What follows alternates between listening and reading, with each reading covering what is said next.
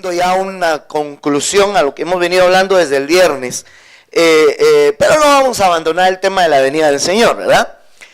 Quiero platicarle de un tema, de este tema que le voy a llamar así, los arrebatados, porque he estado estudiando algunos aspectos que a veces desconocemos de lo que es el arrebatamiento o lo que es ser arrebatado.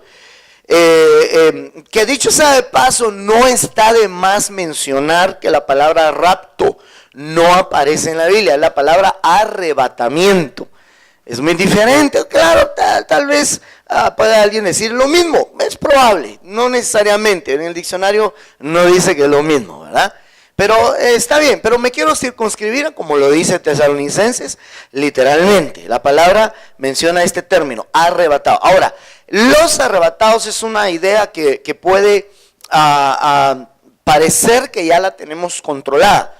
Es decir, que pareciera que ya tenemos claro el concepto de lo que es los que han de ser arrebatados, pero tenemos que profundizar un poquito más en el tema. Y así vamos a ir aclarando algunas otras dudas que todavía nos quedan en el tintero, ¿verdad que sí?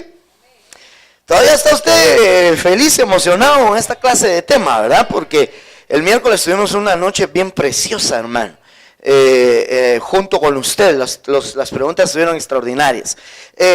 Hablando pues de esto, los arrebatados, el esquema que ya empezamos a presentar, ahora ya no vamos a hablar de la parte milenial y del trono blanco, sino nos vamos a ubicar en la semana 70, es decir, la parte de los tres ayes, que es la pretribulación, tribulación y gran tribulación. En el esquema yo solo especifiqué tribulación y gran tribulación, pero los tres ayes completan esos aspectos ya mencionados.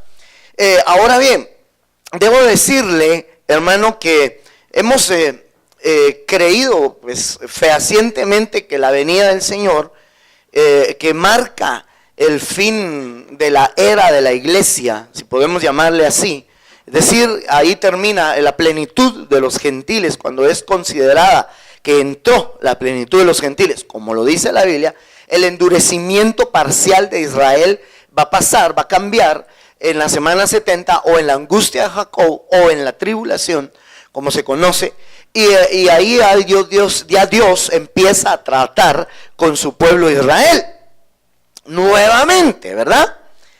Y ese cambio de era, de etapa, lo marca la venida secreta del Señor. No me canso en repetir, sobre todo cuando veo que algunas cosas parecieran no haber quedado claras, aún repitiendo bastante, pero no me canso de repetir que la tribulación y los tres ayes ya son venideros a la tierra después del arrebatamiento de la iglesia. Si cualquiera de nosotros está presente en cualquiera de los ayes desde el primero, pues ya se quedó a la tribulación. ¿Queda claro eso, verdad? En la venida secreta es sin lugar a dudas esa frontera.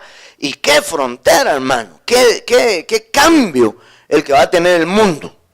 Así demasiado radical el que va a tener el mundo a partir de ser arrebatada la iglesia novia.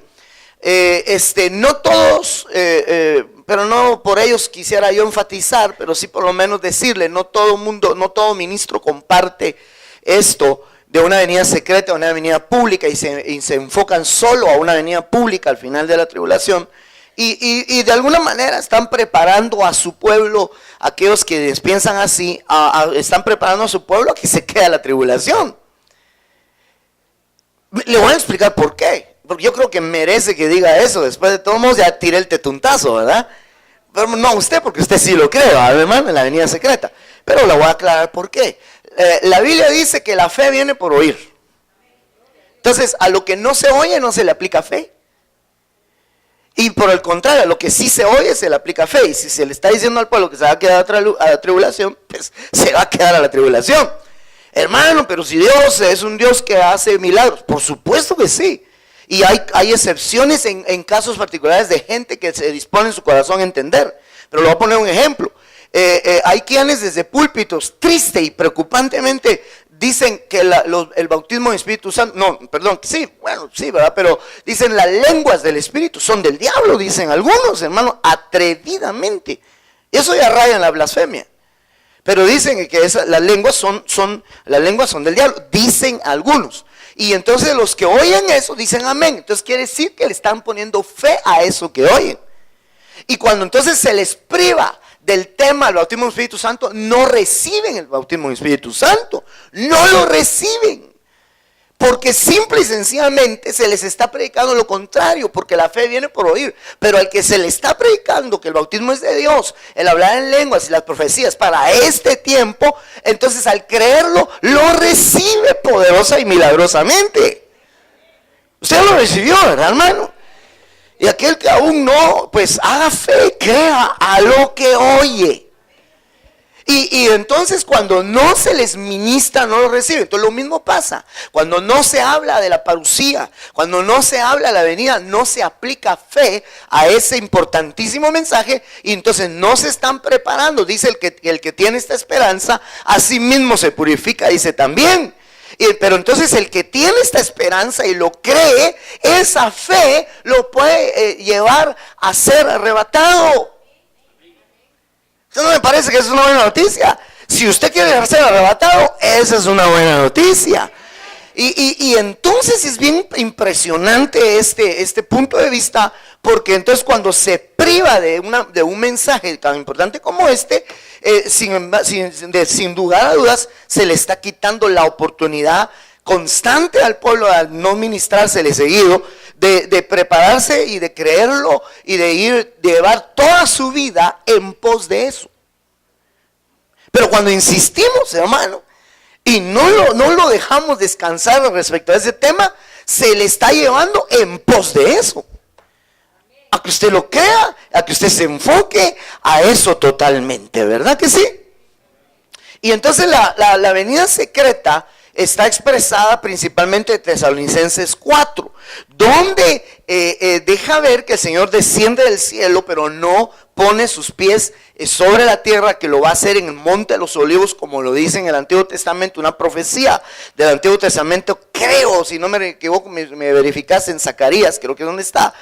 Bueno, pues verifícamelo para no estar equivocándome acá, cuando dice que posará sus pies sobre el monte de los olivos. Pero eso es en la venida pública que la palabra expresa.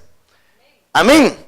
Entonces la venida secreta está expresada acá en 1 Tesalonicenses 4, 16 al 17. Y la venida pública está expresada acá en Apocalipsis 19, 11 al 21. Bueno, no solo ahí.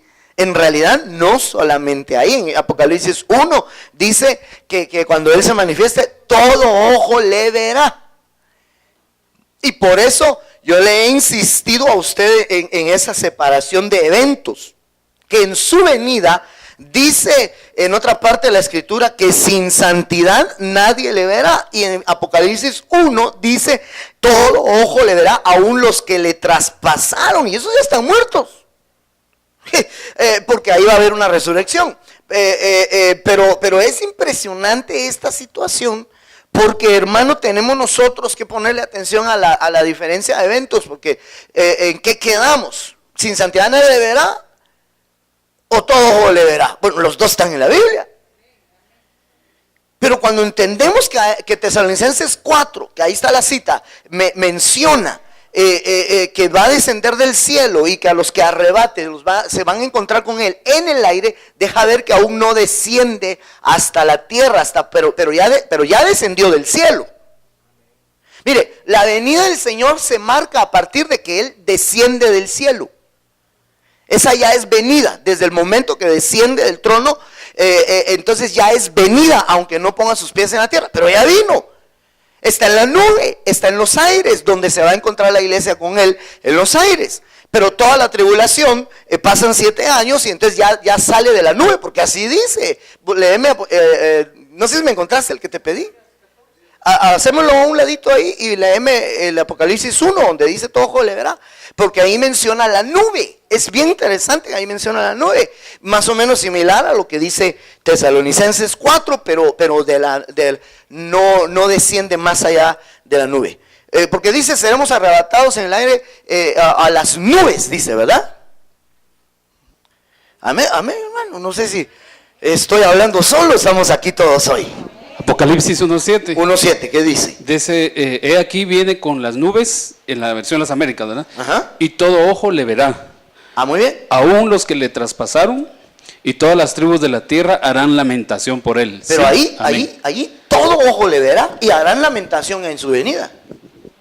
Ahí.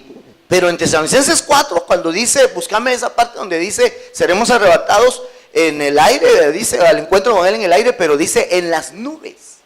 Entonces quiere decir, pero ese era primero, ese evento es primero, desciende del cielo, eso ya es venida, en las nubes se queda al aire, nos somos llevados nosotros, pasa la tribulación abajo, como usted ve el esquema ahí en pantalla, y entonces ya, según 1.7 Apocalipsis, aparece de las nubes. Entonces, ¿me van a entender lo que quise decir?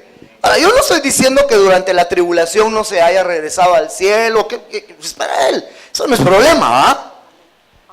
Pero lo que sí es verdad es de que ya descendió, ya lo determinó como venida. ¿Me tenés ahí alguna cita? Sí, en Tesalonicenses 4.17 dice, entonces nosotros, los que estemos vivos y permanezcamos, seremos arrebatados juntamente con ellos en las nubes. Ahí está, en las nubes. Al encuentro del Señor en el aire. Ahí está. Entonces está hablando no del cosmos, no está hablando de fuera del globo terráqueo, sino que está hablando de las nubes. Está hablando de nuestra atmósfera, ¿sí? Entonces, eso es una situación bien interesante y durante la tribulación va a haber una asistencia celestial a los que se quedaron, porque eso va a suceder así. A la mujer que se quedó, según el capítulo 12 de Apocalipsis, se le van a dar las alas de la gran águila.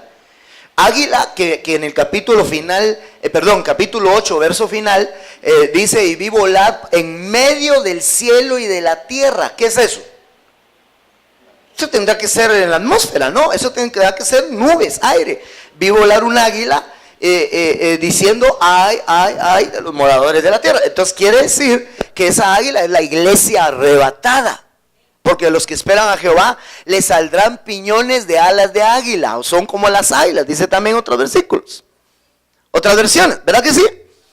Entonces, la iglesia arrebatada es esa águila que va a estar volando entre el cielo y la tierra, es decir, en la atmósfera, en las nubes, ya arrebatada, pero va a asistir, va a ayudar, va a apoyar a la iglesia que se quedó, porque le van a dar las alas de la gran águila.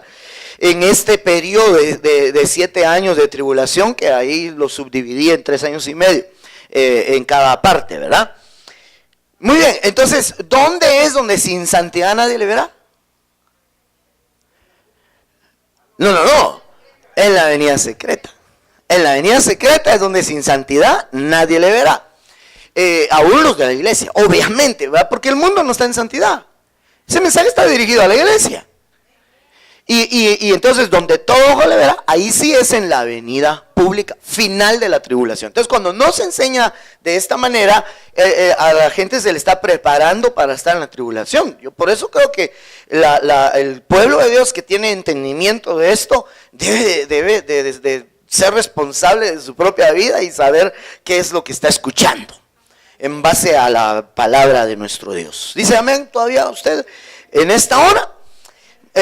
Muy bien, tengo que revisar porque hay bastante que tenemos que seguir analizando. Aquí tenía el texto. En la Biblia Pratt 4:16 de Tesalonicenses es donde usted lee que dice, porque el Señor mismo descenderá del cielo con mandato soberano, con la voz del arcángel, con trompeta de Dios, y los muertos en Cristo se levantarán primero, uno de los del grupo. Luego nosotros los vivientes, otro parte del grupo. Y también los que hayamos quedado, se incluye ahí Pablo, ¿verdad? Porque Pablo es el autor de esta carta.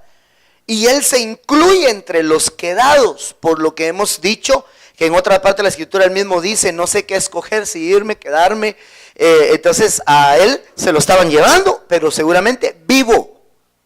Le comprobé aquel viernes que él mismo dijo, en mi parusía otra vez a vosotros, en mi venida otra vez a vosotros, dejando ver que él va a aparecer junto con los demás quedados, que ya luego más o menos explicamos. Entonces los 3 grupos, muertos, resucitados, vivientes y los quedados, seremos arrebatados juntamente con ellos, o sea, con los demás, a las nubes, al encuentro del Señor en el aire, y así estaremos siempre con el Señor.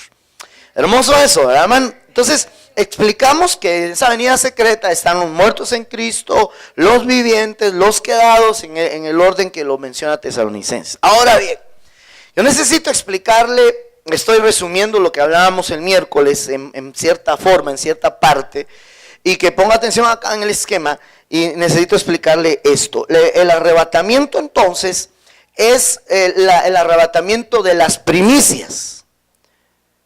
¿Amén?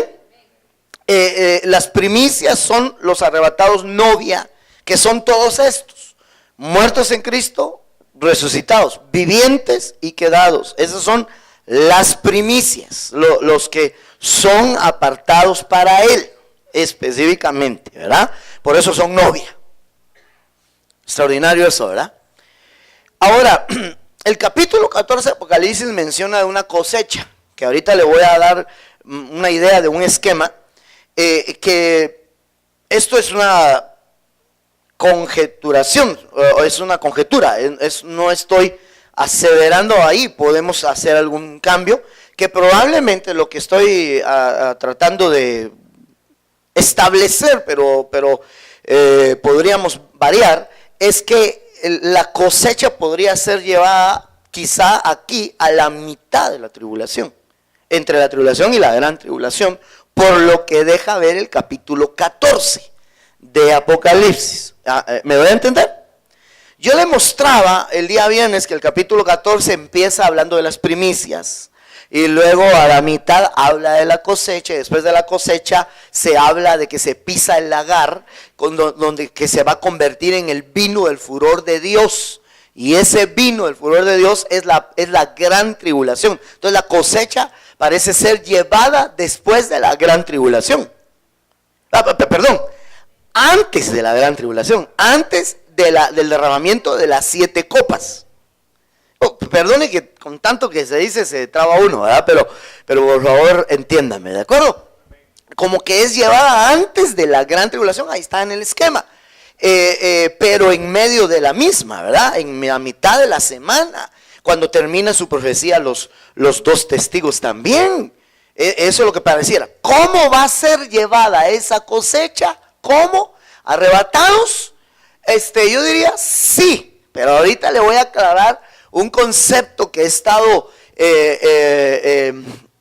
pues elucubrando, analizando, pensando bastante del concepto arrebatado, porque no necesariamente uno es arrebatado solamente vivo, pues. Entonces, ¿cómo son llevadas la cosecha? Puede ser que algunos a través de muerte y otros a través, o sea, llevados vivos en una especie de arrebatamiento similar al de las primicias. ¿No va a entender? No da más detalle, pero sí dice que es cosechado. Pero las primicias ya habían sido llevadas. Eso lo lee usted, capítulo 14, si tiene duda, revíselo ahí, por favor. Entonces, mire, yo escribí esto, se lo expliqué el viernes, pero ahorita lo resumí enormemente, para ubicar los 3 ayes. Le entramos otra vez a revisarlo, ¿verdad? Porque de hecho, pues seguramente hay todavía algunas inquietudes.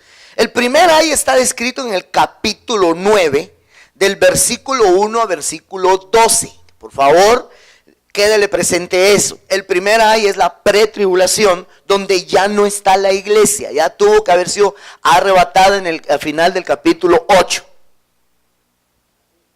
¿Estamos? Ese es el primer ay. ¿Y qué es el primer ay? Son plagas, seres diabólicos que salen del abismo. Ese es el capítulo 9 del 1 al 12. Ahí usted lo puede leer detenidamente. Rápido, vámonos. Del verso 13 al 21 final del capítulo 9 es el inicio, no todo, sino el inicio del segundo ay. Usted lo puede leer ahí. De hecho, el verso 12 es el que dice, el primer ay ha pasado y aquí viene el segundo. ¿Va? Entonces, ahí sucede una guerra que muere la tercera parte de la humanidad, lo que nos hace pensar que es la tercera guerra. Y ahí pasan una serie de cosas bien interesantes. En el inicio del segundo ay. Luego aparece el capítulo 10, donde se describe los 7 truenos que le dan a Juan, pero que no les permiten profetizarlo sino hasta esta época ya del segundo ay, donde va a aparecer los 2 testigos que van a profetizar esos truenos. Segundo ay es lo que se conoce ya como la tribulación, ¿verdad? Amén. Sigo. En el capítulo 11, del versículo 1 al 14, se habla del testimonio de los dos testigos, o sea, la profecía de los dos testigos, y la conclusión del segundo ay. Entonces, del 9, 13 al 21 es el inicio, y el capítulo 10 menciona a los truenos, que es parte del segundo ay. El capítulo 11, del verso 1 al 14, hasta ahí llega el segundo ay. El verso 14 también dice, el segundo ay ha pasado, de aquí viene el tercer ay. Eso dice el verso 14. O sea, yo no estoy jalando, sacando la manga, nada, está todo bien claro. Muy bien, entonces ahí llega hasta el verso 14 el segundo ay. Y entonces encontramos que del verso 15 al 19 del capítulo 11 es tocada la séptima trompeta, entonces eso tiene que ser el tercer ay. Porque así es como lo describe el capítulo 8. Cada ay corresponde a las últimas 3 trompetas, quinta, sexta y séptima. ¿Estamos bien? ¿Estaremos claros ahí? Muy bien, gloria a Dios. Bueno, gloria a Dios, sobre todo que no estemos ahí, ¿verdad? Es tocada la séptima trompeta, que es el tercer ay, yo diría inicio, ¿verdad? Inicio apenas del tercer ay. Muy bien. Los capítulos 12 y 13 son lo que a algunos causa confusión. Yo diría que los capítulos 12 y 13 es una inserción de información, está insertada la información en medio de la descripción del tercer ay, pero es un esquema general de todo. ¿Me va a entender?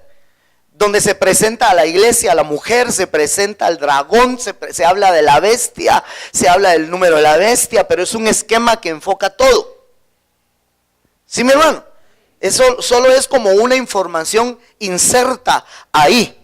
Es como una especie de pausa en el libro, pues, en el libro del Apocalipsis. ¿Verdad que sí? Y el capítulo 14 es similar. Es también otra inserción de información, solo que ahí es donde habla lo que ya le expliqué de las primicias y las cosechas, pero está más o menos a la altura esta que le estoy diciendo, porque al final del capítulo 14 se habla del lagar, de donde va a ser tomado el vino del furor de Dios, que va a ser derramado en la séptima trompeta o 7 copas que se desatan a partir de ahí. Por eso es que la cosecha, esto se lo tenía que decir para que se dé cuenta que la cosecha tiene que ser llevada, digámoslo, arrebatada, ¿sí? Tiene que ser llevada antes de la gran tribulación en esta orden de ideas.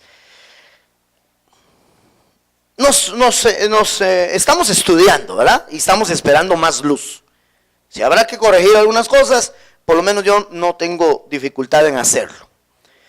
De todos modos, usted no se va a quedar la tribulación. No, pastor, pero ¿y qué tal si la cosecha no es a la mitad, sino al final? Bueno, pero mitad o final, el que esté ahí ya se quedó. De todos modos, solo estamos tratando de entender los esquemas, ¿verdad? Pero es interesante, pues, porque lo que queremos es ser primicias.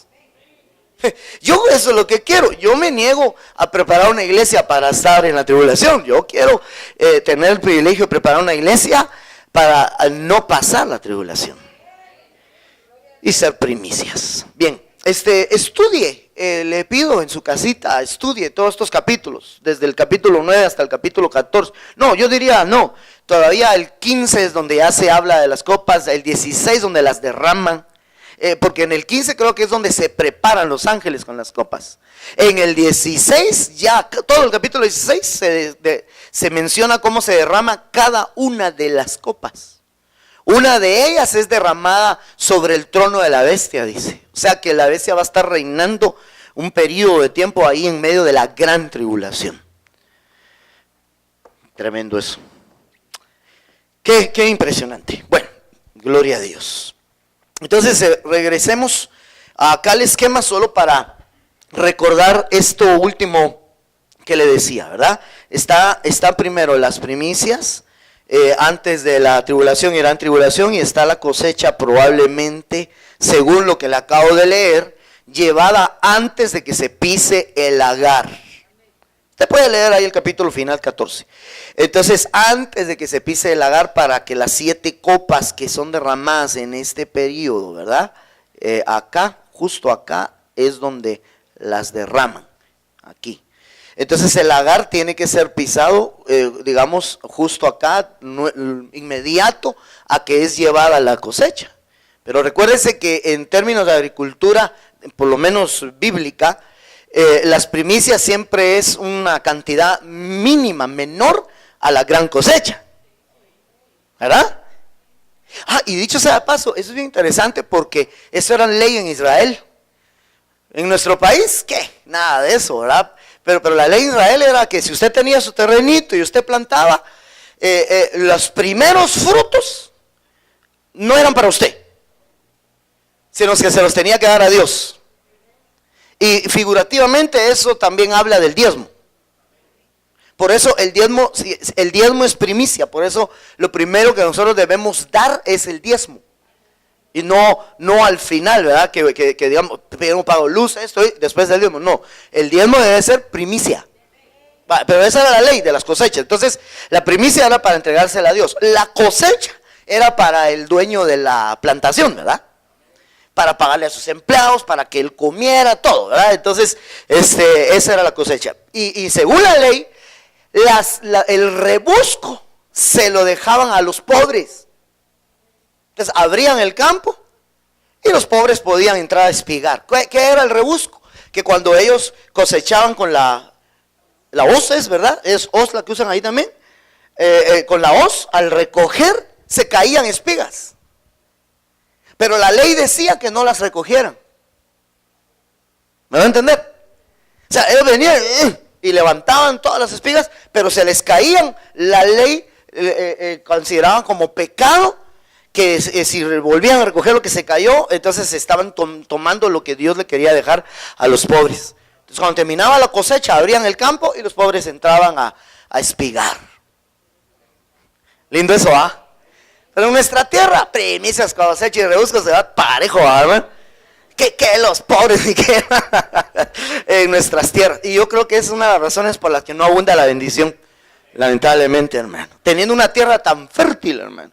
Israel es un país que es infértil y son un país, una potencia, hermano, mucho más mayor que nosotros.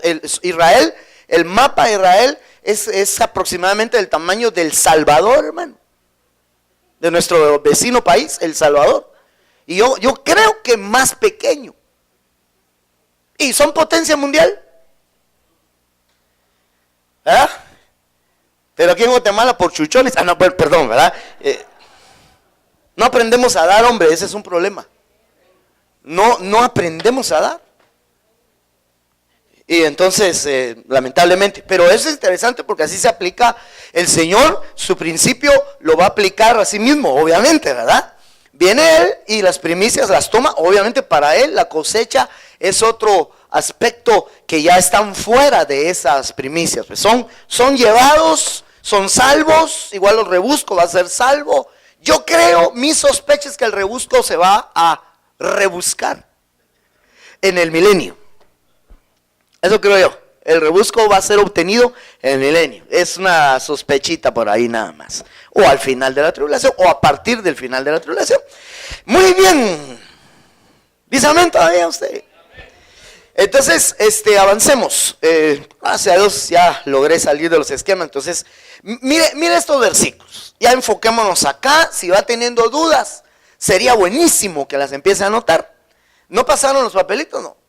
¿Por qué no se ponen los servidores ya ahí con las hojitas? Y si alguien quiere, solo pídalo, apúntelo y al final vamos a dar lugar primero Dios todavía a las preguntas. Amén, hermano. Además está lloviendo. No se puede ir. Ya sigo yo. Ya le quité la paz con eso. Que llueva. O sea, no. Job 9:11 dice, ala, qué lindo este verso, hermano. Si él pasara junto a mí, no le vería. ¿Por qué dice esto, Job? Fíjese esto. Si él pasara junto a mí, no le vería.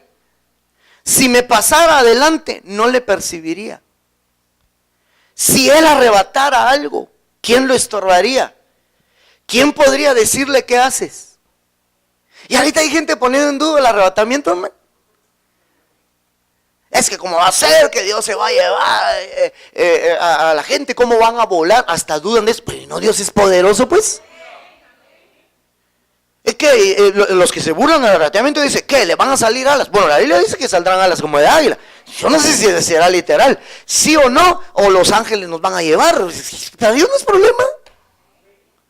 Aunque también dice, seremos arrebatados en las nubes. Yo no sé si las nubes van a ser nuestro vehículo espacial. Y de eso se burlan, las naves espaciales van a venir a llevar. Y yo creo que eso, la humanidad quiere hacer mofa de eso también. Hay una película que se llama Los Dejados. Así es, ¿verdad? Así se llama la película, ¿no? Dejados atrás. Dejados, una película de Hollywood que todavía no se ha estrenado, se va a estrenar hasta en agosto. Y protagonizada por Nicolas Cage. Cage creo que es, ¿verdad? O Caché, saber qué será. Sí, pero interesante, pues, digo yo, a Hollywood, ¿qué le interesa hablar de eso? Ha de ser alguna mofa. Porque en la humanidad hablan de algo así, pero que los extraterrestres van a venir a llevarse a los humanos, ¿verdad? A un grupo de seres humanos. Entonces es algún tipo de mofa, es algún tipo de crearle a la humanidad un pensamiento que a la hora que los arrebatados se han llevado van a decir, los extraterrestres se los llevaron. Bueno, pero los arrebatados somos extraterrestres, ¿no? Y no se asuste con lo que voy a decir. El Señor es extraterrestre. Él dijo, mi reino no es de este mundo. Y dijo, y vosotros tampoco sois de este mundo. Entonces, nos van a llevar, nos van a llevar, nos van a llevar. Entonces, ¿quién lo va a estorbar a él si él arrebata? Aunque hayan diciendo, no hay arrebatamiento, ¿quién eso le va a estorbar al Señor? Que el Señor va a decir, ay no, ya no me lo voy a llevar porque los predicadores están diciendo que no. ¿Ah? Otra cosa, ¿quién le podrá decir qué haces? Ahora mire lo que dice el verso 13. Dios no retirará su ira. Bajo él quedan humillados los que ayudan a Rahab. Rahab está hablando simbólicamente de Egipto. Y entonces aquí es una cosa bien tremenda, porque yo lo que entiendo es, mire, los 3 versículos, 11, 12 y 13 están tremendos. El 11 da a entender Job que algunos no lo van a ver cuando arrebate, ni lo van a percibir. Les va a pasar adelante y no lo van a percibir. El 12 dice que él arrebata y nadie lo va a estorbar. Y el 13 dice que empieza la ira.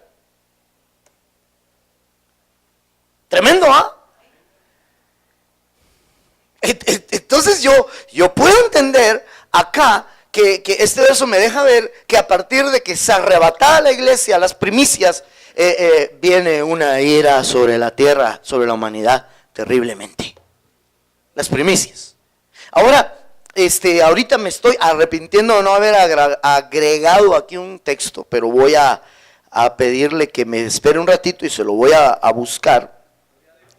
No, ya me volví a lo mismo.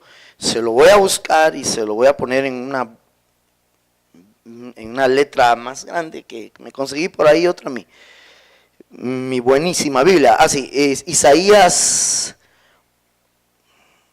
17:11, ¿verdad? Ese es el texto. Solo déjeme encontrarlo por aquí. Isaías capítulo 17, verso 11 en adelante. Dice, el día que las plantes, las harás crecer y harás que su simiente brote de mañana, pero la cosecha será arrebatada. ¿Cuándo? En el día de la angustia y el dolor desesperado. No dice será arrebatada antes, sino ¿cuándo? En medio de la tribulación. Pero no está hablando de las primicias. ¿De qué está hablando?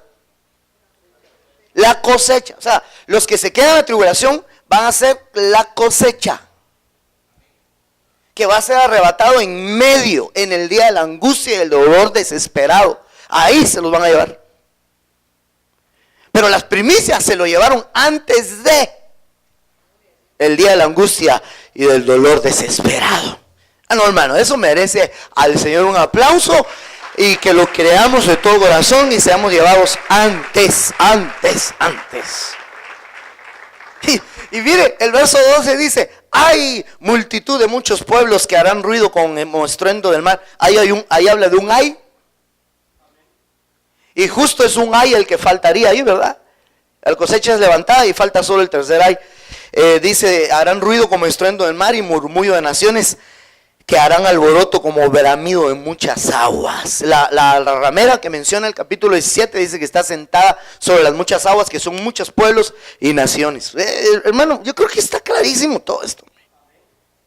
Pero entonces este verso, Isaías 17:11, está hablando de un arrebatamiento. Dice: la cosecha será arrebatada. Entonces yo le estoy hablando de el tema es los arrebatados. Los arrebatados primicia y los arrebatados cosecha. Ese es el tema. Seguimos.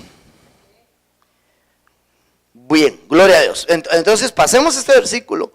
Habiendo regresado acá, quiero leerle Isaías 57:1 en dos versiones, para terminar de entender, seguir entendiendo el concepto de los arrebatados. Dice este versículo, pongan la atención que es bien importante. Entre tanto, estoy leyendo, la Biblia Torres Amat. Dice: entre tanto el justo perece, muere el justo, dice otras versiones. Y no hay quien reflexione sobre esto en su corazón. Oiga, y son arrebatados los hombres piadosos, sin que nadie los sienta, siendo así que para librarles de los males es el justo arrebatado de este mundo. Este versículo a mí me ponen que pensar, porque aquí está hablando de muere el justo. Entonces, como que otra forma del Señor arrebatar es a través de muerte. Pero ya expliqué el miércoles, son aquellos que murieron unidos a Cristo. Los que murieron antes de su muerte física, se consagraron, estaban unidos a Cristo, pero murieron. Ese fue un arrebatamiento para ellos. Pero es que la Biblia declara que esa muerte de esos justos, de esos cristianos consagrados, no les llama en realidad muerte, les llama dormir. Hace un tiempo yo le expliqué todos los tipos de muerte. Las palabras son como 3 o 4 de ellas. A ver si me recuerdo. Hay una que es apodnesco, la otra es thanatos y la otra es necros. Y yo le expliqué, son 3, perdón. Entonces, la necros le expliqué, la muerte necros es la muerte del cuerpo, muerte física. La muerte thanatos es la muerte de personaje, la muerte de entidad, es un espíritu, el espíritu de muerte, lo que algunos dibujan como una calaca, ¿verdad? ¿Se van a entender? Esa es la thanatos. Y la apodnesco es la muerte espiritual que la deberíamos de tener estando vivos. Si apodnesco a nuestras pasiones, entonces después de muertos, después de necros, ya no apodnesco. Ay, Dios mío, ¿me va a entender, hermanos? Es que usted debería estar bien ducho en eso, hombre. Y entonces los que cuando dice muere el justo, ellos lo que en realidad les pasa es que duermen. No sé qué pasó aquí. Ya se había portado bien la máquina y ahorita se puso fea. Ahí está, mire lea este versículo. Todos la lloraban y se lamentaban. Eso era de una niña que había muerto, ¿verdad? Y se lamentaban. Pero el Señor Jesús les dijo: no lloréis porque no ha muerto. Ahí utiliza la palabra apodnesco. Si querés me la verificás, hermano Henry. No ha muerto, no ha apodnesco, sino que duerme. O sea, como quien dice, perdón, le sigo leyendo. Y se burlaban de él sabiendo que ella había muerto. sea, sí, sí estaba muerta físicamente. Pero él les dijo, no se preocupen. Dice Apodnesco en el verso 52. Y en el 53, cuando dice se burlan de él porque ella había muerto, ¿qué dice? ¿Qué palabra usa? Apodnesco también. O sea, ellos tenían la mentalidad que había Apodnesco. Es que nosotros no somos como los que no tienen esperanza. El cristiano que no apodnesco antes de necros, que antes de morir físicamente, cuando muera físicamente sí se va a apodnesco. Y entonces a él le va a ir mal. Pero el cristiano que murió a sus pasiones antes, cuando muera solo duerme. Y por eso es que dice, no somos como los que no tienen esperanza, porque los que murieron así solo duermen. Y esos son arrebatados. Son esos que duermen, son los que van a resucitar. Buscame en Tesalonicenses 4, antes de donde empieza a explicar el arrebatamiento, dice que el Señor traerá con él a los que durmieron, dice. Entonces esta niña, había necros, habían muerto físicamente. Pero cuando el Señor llegó con ellos, Él dijo, no lloren, tranquilos, ella solo duerme. Lindo, ¿verdad? Pero se las voy a revivir. Pero aún si no se las reviviera, tranquilos, porque solo duerme. Que el Señor nos permita dormir a la hora que si nos tocara partir, ¿verdad? Pero mejor si estamos vivos y somos vivientes. Ah, sí, ese es otro término que no quise usar porque nos metemos a otra cosa. Pero no, yo te decía, ¿cómo dice el versículo? Dice en 1 Tesalonicenses 4:14. 4:14. Porque si creemos que Jesús murió y resucitó, así también traerá Dios con Jesús a los que durmieron en él. Ahí está. Por lo cual os decimos esto en palabra del Señor, que nosotros que vivimos... Ahí páralo. Ahí es donde empieza lo que se ya ha estado leyendo estos días.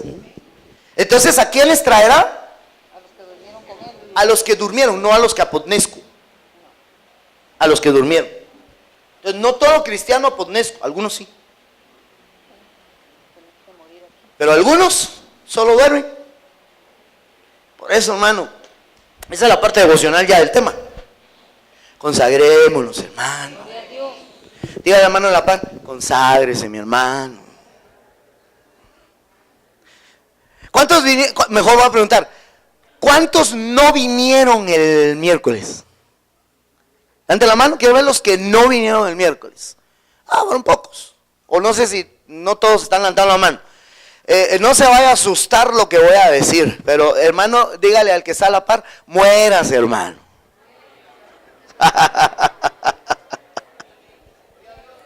Los que no vinieron el miércoles, no se asuste, tranquilo. Lo que le estoy diciendo es, moramos a nuestras pasiones, a nuestros deseos.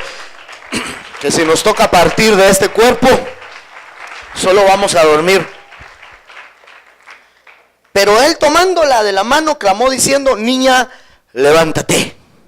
Entonces los que durmieron en Cristo fueron arrebatados por medio de esa muerte. Y van a aparecer resucitados, no glorificados, pero sí exaltados. Van a aparecer y se van a aparecer a muchos. Y en el momento que sea el arrebatamiento final, serán llevados ellos, los vivientes y los quedados. Amén. Acerca de los quedados, que lo he estado insistiendo para que nos quede ya claro, esto lo leí el viernes, Juan 21:22, dice, Jesús les dijo, si yo quiero, hablando de Juan, si yo quiero que él quede hasta que yo venga, ¿a ti qué? Tú sígueme. Por eso el dicho se propagó entre los hermanos que aquel discípulo no moriría, pero Jesús no le dijo que no moriría, sino, si yo quiero que se quede hasta que yo venga, ¿a ti qué? Si yo quiero que ¿qué?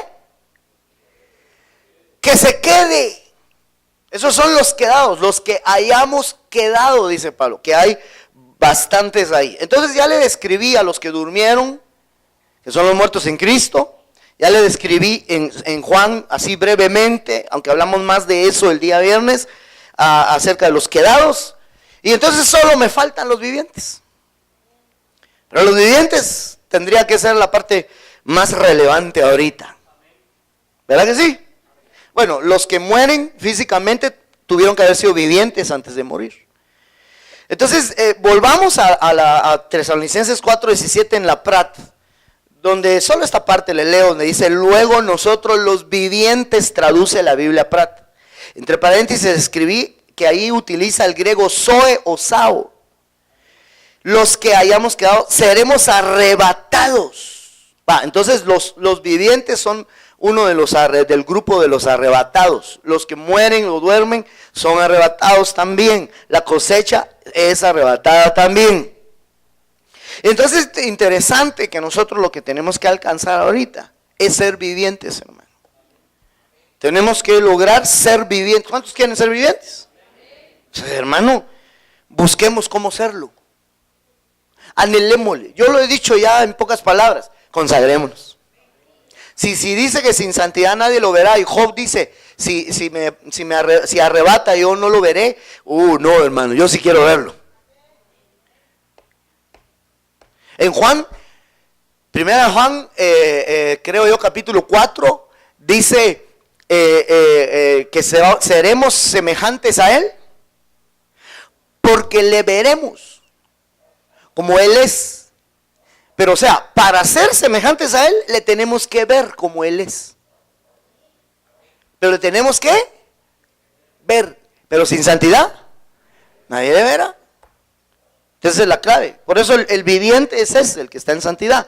Pero cuando analizamos algunos versos como Romanos 8:13, donde aparece la palabra zoe o sao, aquí aparece esta palabra hermosa, la misma en el numeral Strong Concordance, es la misma que utiliza el que acabo de leerle. Por ejemplo dice, porque si vivís conforme a la carne, moriréis. Sería bueno que me busques ahí cuál es la palabra de muerte, donde dice moriréis. Mas si vivís por el Espíritu, mas si por el Espíritu hacéis morir las obras de la carne, ahí dice zoe, viviréis. O sea, yo me atrevería a traducir así. Si por el Espíritu hacéis morir las obras de la carne, seréis vivientes. Entonces, ¿qué hay que hacer para ser viviente? Hacer morir las obras de la carne. Ahí está, ya me aclaró el hermano Henry. Si vivís conforme a la carne, apodnesco dice. Entonces no nos conviene vivir conforme a la carne. Hermano, no seamos carnales. Qué fácil se dice, ¿verdad? Está muy callado usted. ¿Sabe qué? Para que esté tranquilo, ya no voy a dar lugar a preguntas pues. O yo me imagino que sí quiere algunos, pero fíjese que esto es bien importante que lo hablemos. Todavía tengo aunque sea unos minutos. La Biblia dice, no les pude hablar como a carnales, como a espirituales. No les pude hablar como a espirituales, sino como a carnales, a niños en Cristo. Porque cuando hay disensiones, divisiones, contiendas, celos entre vosotros, no sois carnales. Entonces, hermano, si alguien me dice, hermano, ¿y qué es ser carnal? Contiendas, celos, disensiones o desuniones, dice otras versiones. Ahí se entiende más, ¿verdad? Desuniones. Usted no tiene que buscar desunirse. Si no es carnal. No, hermano, es que mira, hermano, yo me quiero curar de espantos y de males. Porque tener relación con los hermanos es meterse a clavos, hermano. Entonces mejor así, los hermanos de lejitos. Yo mejor me aparto de algunas amistades. No nos manda la Biblia que nos sobrellevemos pues. Y algunos hasta creen que es una actitud bien madura esa, fíjense. Así como yo me quiero conservar puro y soy bien maduro. Que ya se cayó del aguacatal también, ¿verdad? De plan. Soy bien maduro, entonces por eso me desuno. Entonces es carnal. Entonces no seamos carnales, hermano. Celos, ay por Dios santo, los celos. Empecemos por los celos de los cónyuges. Bueno, pues yo entiendo. quizá, si se podría decir así, habrá un tipo de celo normal, sano, pues, porque también hasta parecería raro que no cele a su esposo, que el otro anda tirando besos por todos lados, ¿sí? Y que a ella no le importa, van seguros que no lo ama, ¿va? Que anda abrazando a todas las hermanas, ¿sí? Es que así es él, hermano, solo a mí no me abraza, pero así es él.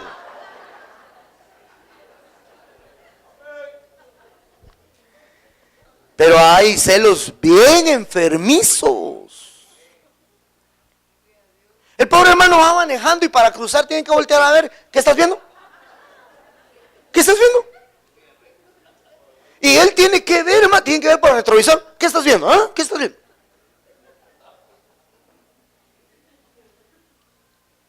Esos celos es carnalidad.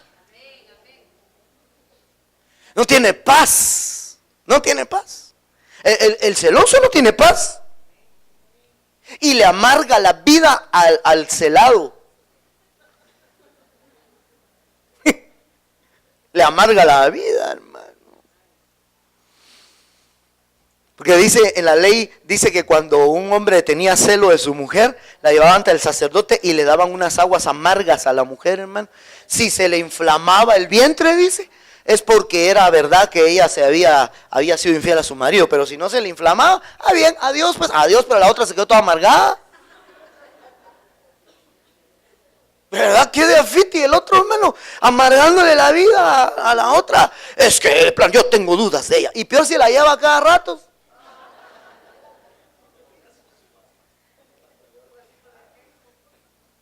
Tiene que andar con sus dulcitos ahí cada vez que la anda celando. Los celos son amargos y los celos son carnalidad, hermano.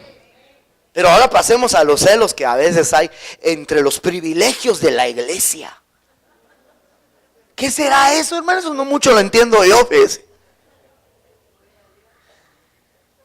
Celos por el privilegio, celos por la posición, celos porque quién es el mejor. Ahí póngale lo que usted quiera. A lo mejor díganlo, pues, ¿quién es el que mejor danza? ¿Quién es el que mejor canta? ¿Quién es el que mejor predica? ¿Quién es el que mejor parquea los carros de afuera? ¿Por qué no se pelean por eso? ¿Quién es el que mejor limpia los baños? Entonces, los celos son carnalidades. Y así, hermano, hay una serie de carnalidades bien tremendas. La falta de perdón es carnalidad. Hermano, tenemos que estar dispuestos a perdonar. Perdone, hermano, perdone. Amén. Vamos dispuestos a perdonarnos unos a otros, ¿verdad? Entonces, seréis vivientes y hacéis morir las obras de la carne. Tenemos que hacer el esfuerzo, hermano, por no dejarnos llevar por la carne. Contaba el hermano Otto, bueno, creo que a él se lo oí, pero no le sucedió a él, me parece, pero él contaba de que una vez alguien retó a su pastor, no sé qué le hizo a su pastor, y entonces la oveja le dice a su pastor: pastor, ¿me da permiso para ponerme la carne un ratito? Le dijo, y pongo a cuentas a este hombre. Entonces le dice el pastor: te doy permiso. Pues si ya estás en la carne, le dijo. Entonces, hermano, a veces queremos arreglar las cosas carnalmente. Dejemos que actúe el Espíritu Santo. Es que yo tengo que arreglar esto con mi puño, el puño de la justicia. Eso es carnalidad. Pero el punto que estoy hablando, me podría terminar toda la noche hablando de la carnalidad, pero el punto que estoy hablando es que si vivimos conforme a la carne, moriremos. O apodnesco. Pero más si vivimos, más si por el Espíritu hacemos morir las obras de la carne. Entonces morir a sí mismo es hacer morir las obras de la carne. Y entonces seréis vivientes. Vamos a ver otro, todavía tengo unos minutos. Romanos 1:17, este está hermoso. Porque en el Evangelio la justicia de Dios se revela por fe y para fe. Mas el justo por la fe será viviente. Oh, qué lindo. Ahí dice Zoe. Se lo estoy leyendo, ¿cómo se puede interpretar, hermano? Porque es la misma palabra que utiliza donde dice los vivientes serán arrebatados. Entonces, si allá lo tradujo así viviente, aquí se puede traducir igual. Mas el justo por la fe será viviente. Uy, hermano, tenemos que ser vivientes, tenemos que tener fe. Sin fe es imposible agradar a Dios. Es que nosotros no podemos vivir en el evangelio sin fe. ¿Usted le cree a la palabra de todo corazón? ¿Usted cree que tiene Padre Celestial que nunca lo va a dejar solo? Nosotros no somos como los otros gentiles, hermano. Los gentiles buscan todas estas cosas. ¿Qué comerán? ¿Qué beberán? ¿Qué vestirán? Pero vosotros, dice, tenéis un Padre que está en el cielo que sabe que tenéis necesidad de todas estas cosas. Solo hay que tener fe. Solo hay que tener fe. Así que créale al Señor. Usted tiene fe que al venir a este lugar usted está siendo transformado. Crea, hermano, porque mire, la palabra nunca regresa vacía. Cuando a usted se le invite a una palabra, a una administración, cuando se le invite a un tema, si es jóvenes, si es matrimonios, si es un tema que se anunció, no diga, ¿para qué? Mi caso ya no tiene solución. No diga eso. La Biblia dice que la palabra no regresa vacía, sino que cumple su propósito. Entonces vaya y oiga la palabra con fe. Y eso lo va a hacer viviente. Esa es la razón por la que hay mucha gente que no le haya productividad a oír un tema. Tanto que a mí me impresiona, hermano, que hay quienes lo más que le oyen un mensaje son 30 minutos. 30 minutos y les tienen que contar una historia de unos 15. O que les pasen un video, si no se duermen.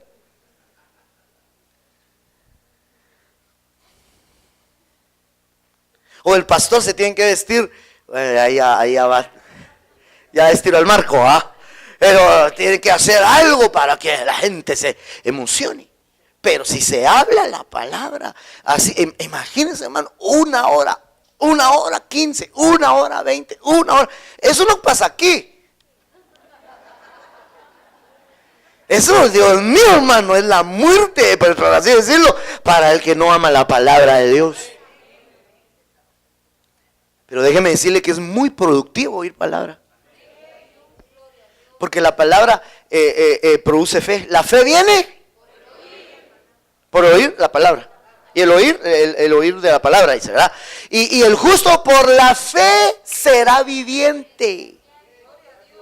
Usted necesita oír palabra. Qué importante es, hermano, que nosotros estemos siempre oyendo palabras. Disfrute oír palabra, hermano. Así como se está disfrutando el mundial. No, mejor que eso, Qué rico es venir a oír palabra de Dios. Vamos a leer otro, Romanos 6:11. Aquí está una misma relación de ideas. Entonces voy a tratar de resumir unos 2 o 3 versículos muy relacionados, pues valga la redundancia. Romanos 6:11 dice: así también vosotros, considerados muertos para el pecado, pero vivientes para Dios en Cristo Jesús. Entonces, ¿cómo podemos ser vivientes?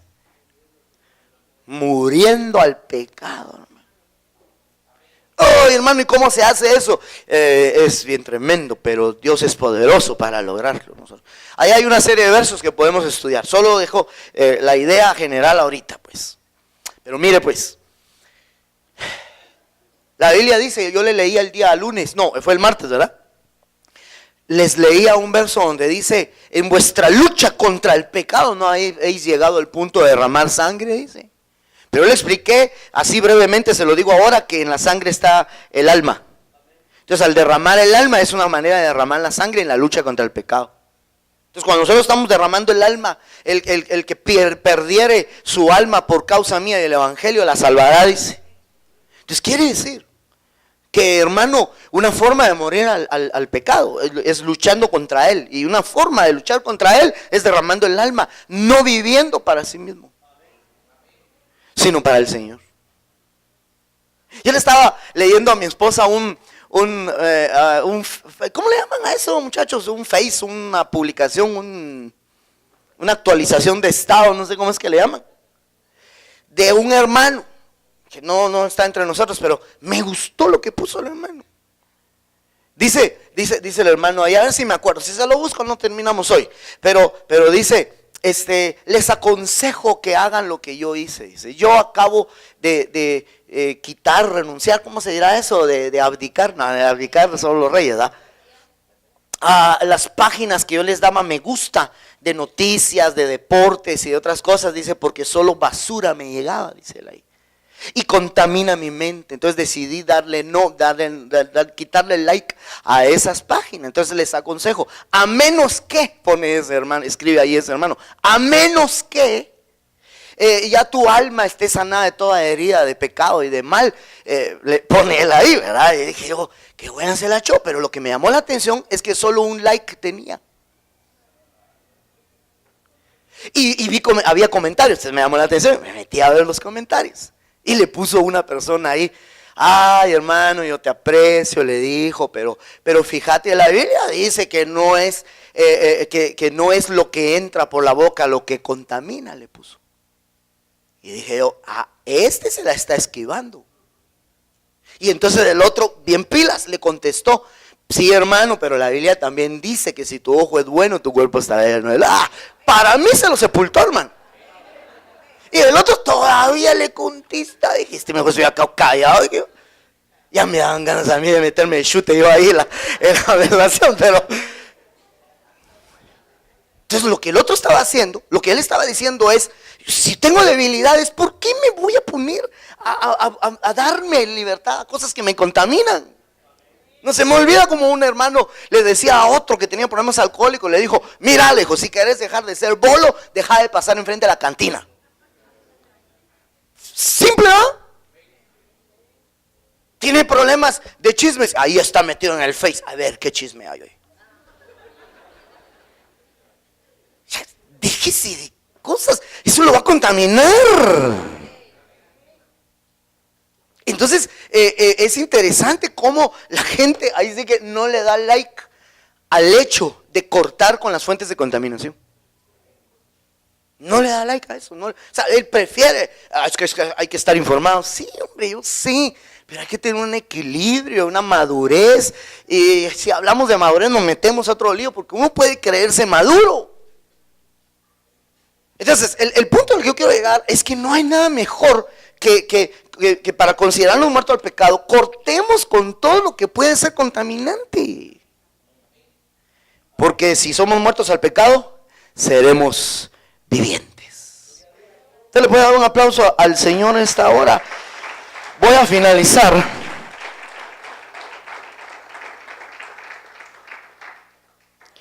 Este verso que le puse en pantalla está bien en relación, así que se lo leo. Romanos 6:13, no presentéis los miembros de vuestro cuerpo al pecado como instrumentos de iniquidad, sino presentaos vosotros mismos a Dios como vivientes de entre los muertos y vuestros miembros a Dios como instrumentos de justicia. Entonces una manera de ser viviente es presentar nuestro cuerpo, ojos, manos, pies, nuestro ser, pues, nuestra vida como instrumento de justicia. Vuélvase instrumento de Dios. Por eso repito, yo cada vez que leo este verso lo relaciono con el servicio. Bueno, porque es que uno de estos mismos acá, en el mismo capítulo 6, yo creo que en el 7, es donde habla de servir a la justicia o servir a la iniquidad. Y entonces a lo que yo quiero llegar, para no detenerme ya por causa del tiempo, es, hermano amado, que necesitamos nosotros servir y ser instrumentos para Dios. Es bueno que te involucres. Ocupa tu tiempo en eso. Dice un dicho, no me pida versículo, porque no está en la Biblia, Pero es un dicho bien dicho, que dice, mente desocupada, taller del diablo, dice. Primera de mundo, así va, no. Pero interesante, hombre. Es bueno que te ocupes en las cosas de Dios. Es bueno que estés involucrado y que seas instrumento, que utilices tu boca. Mira, mi hermano, por ejemplo, si a ti te gusta hablar mucho, ¿verdad? Si tu ministerio es chachalaquear, ¿por qué no evangelizas? Evangeliza al que se te cruce enfrente. Aún si es tu mujer que ya es cristiana, evangelízala otra vez. Evangeliza al gato, al chucho, al ratón que pasó ahí hace un ratito. No sé si lo vio, pero yo creo que nosotros tenemos que entregar nuestros miembros como instrumentos. Sus ojos se entregan como instrumentos de Dios. Que haga pacto con sus ojos. Lea la Biblia. Que sus ojos irradien felicidad, alegría, que sean instrumento. Usted sabe que a través de los ojos se ve cuando alguien está contento o triste. ¿Qué testimonio va a dar? Si tiene ojos de ya no aguanto.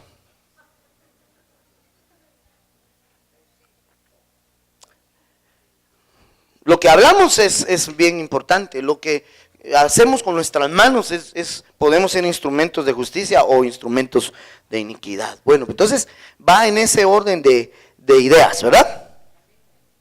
Aquí está aquel texto donde dice, ya no vivo yo. En esta versión dice, con Cristo he sido crucificado y ya no soy yo el que vive, sino que Cristo vive en mí. Ahí utiliza la palabra viviente en las dos, ¿verdad? Ya no soy yo el viviente, sino que Cristo es el que vive. Y la vida que ahora vivo, ahí dice viviente en la carne, la vivo por fe en el Hijo de Dios. Pero entonces, cuando uno se crucifica juntamente con Cristo, se vuelve viviente. Eso lo hemos estado hablando. Mire este otro. Y en verdad todos los que quieren vivir piadosamente en Cristo Jesús serán perseguidos. Pero aquí dice vivir, vivientes. El viviente es aquel que quiere tener una vida piadosa. O sea, portarse bien, para resumirlo. Una vida de bondad. Piedad es sinónimo de bondad también.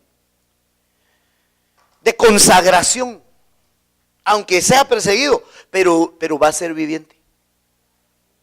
Una vida piadosa. Voy finalizando. Déjeme ver. Ese es el último. Enseñándoos, Tito 2:12, enseñándoos a que renunciando a la impiedad y a las concupiscencias mundanas, vivamos, ahí dice viviente, o sao o zoe, vivamos en este presente mundo sobria, justa y otra vez, y piadosamente. Aquí hay bastante que hablar, pero lo resumo diciéndole, o preguntándole, ¿para usted qué es sobriedad?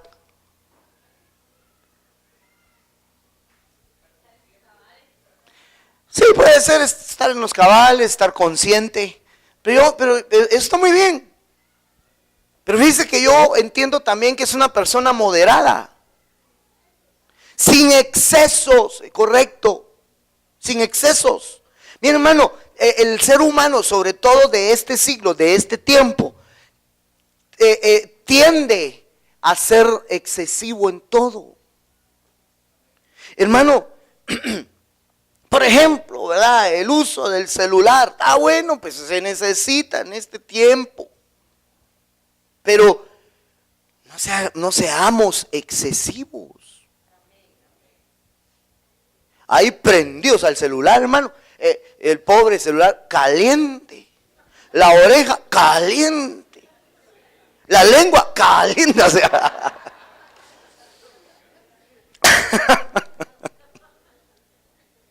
¿Por qué? hermano, excesivo. Quiere ver televisión, depende que vea, ¿verdad? Pero ahí prendido en la televisión, excesos. Qué rico es comer, pero si se vuelve excesivo, se le va a notar.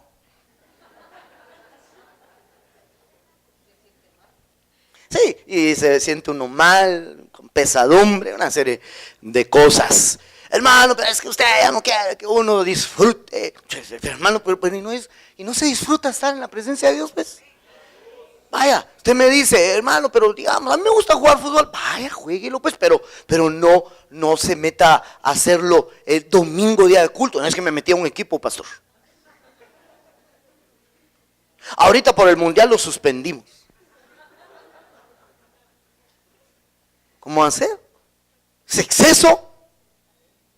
Mi juego de video, pero ahí metido en su juego, todo el tiempo, en los celulares ahí, el juego y mandándole a todo el mundo, te invito a que juegues, a cada ratos. A cada ratos, hermano. Eso no, solo jugándose la paz. Y se echan color porque...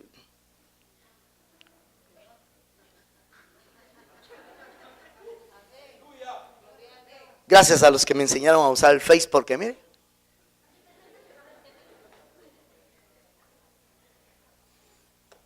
Está bueno pues, hombre, un ratito, pero sobrio. Vivamos en este presente mundo sobria, justa y piadosamente. Dele un aplauso al Señor. Vamos a finalizar.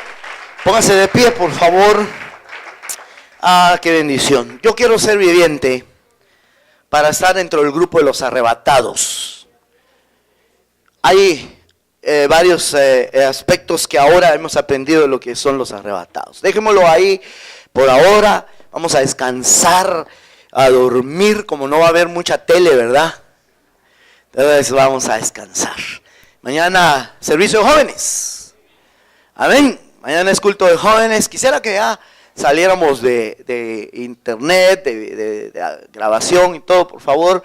Y el domingo es servicio doble. El lunes tenemos reunión de líderes abierta. ¿Oyó, pueblo? Es invitación abierta. Algunos se me acercan a preguntarme, pastor, pero yo pienso que no puedo ir. No, véngase. Si usted oye la palabra abierta, véngase. Algunas veces, muy rara vez, digo que lo vamos a hacer cerrado. O a veces ni anunciamos, solo anunciamos con los que tenemos que sesionar. Pero véngase.